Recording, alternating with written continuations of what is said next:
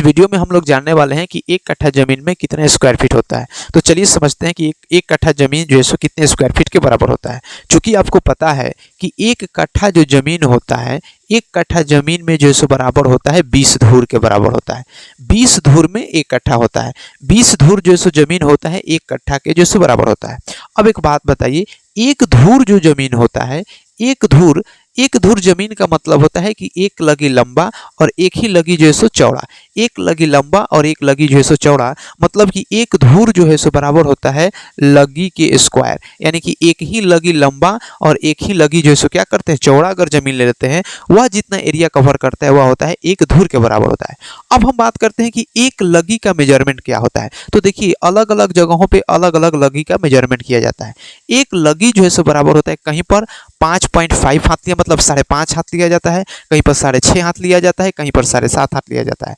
अगर हम मान लेते हैं कहीं पर अगर एक लगी में मान लेते हैं कि 5.5 हाथ है, मतलब 5.5 हाथ का एक लगी है, तो कितना स्क्वायर फीट आएगा। तो देखिए क्या होता है कि 5.5 हाथ में एक लगी कहीं पर मेजरमेंट चल रहा है, ठीक है। तो एक हाथ में जो है सो 1.5 फीट होता है, एक हाथ में जो है सो 18 इंच होता है और 12 इंच में 1 फीट होता है, मतलब कि 18 इंच में हो जाएगा 1.5 फीट। तो 5.5 हाथ में कितना फीट होगा, इसलिए इसको 1.5 से मल्टीप्लाई करा देंगे। तो जब 5.5 में 1.5 से मल्टीप्लाई कराएंगे तो यह जाएगा 8.25 फीट हो जाएगा, मतलब कि एक लगी में जो सो 8.25 फीट हो जाएगा, ठीक। अब हमको निकालना है लगी का स्क्वायर, मतलब एक धूर। तो इसका स्क्वायर कराएंगे तो 8.25 का जब हम लोग स्क्वायर कराएंगे तो आ जाएगा 68.0625 स्क्वायर फीट। यानी कि एक धूर जमीन में 68.0625 स्क्वायर फीट जो है सो क्या आता है, जमीन आ जाएगा।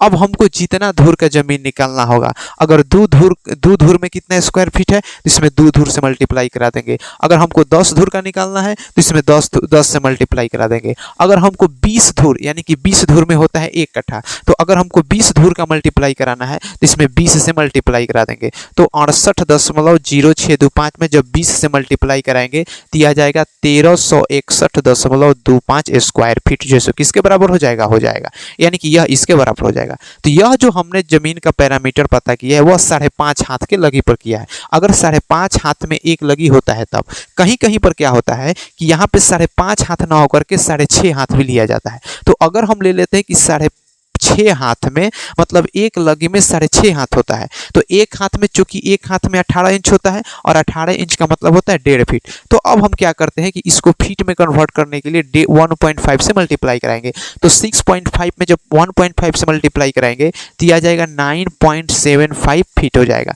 मतलब कि एक लगी में जो हो जाएगा 9.75 हो जाएगा। अब एक बात बताइए, यहाँ से 9.75 स्क्वायर फीट हो गया एक लगी में। अब इसका एरिया निकालेंगे तो लगी का स्क्वायर करेंगे, मतलब कि 9.75 का जब स्क्वायर करेंगे तो ये हो जाएगा 95.0625 स्क्वायर फीट, मतलब कि एक धूर में इतना स्क्वायर फीट हो जाएगा। तो 2 धूर में निकालने के लिए 2 से मल्टीप्लाई कराएंगे, 5 में से 5 धूर का निकालना होगा तो 5 से मल्टीप्लाई कराएंगे। अगर हमको 20 धूर का निकालना होगा, यानी कि एक कट्ठा का निकालना होगा, तो 95.0625 में 20 से मल्टीप्लाई कराएंगे तो आ जाएगा 1901.25 स्क्वायर फीट, मतलब कि एक कट्ठा में इतना भी स्क्वायर फीट होता है। तो हर एक जगह पर अलग अलग जगहों पे अलग अलग जो है सो स्क्वायर फीट का मेजरमेंट होता है। वो डिपेंड करता है कि एक लगी में हम लोग कितना हाथ लेते हैं। नेक्स्ट वीडियो में हम लोग देखेंगे कि एक कट्ठा में कितना डेसिमल जो है सो जमीन होता है।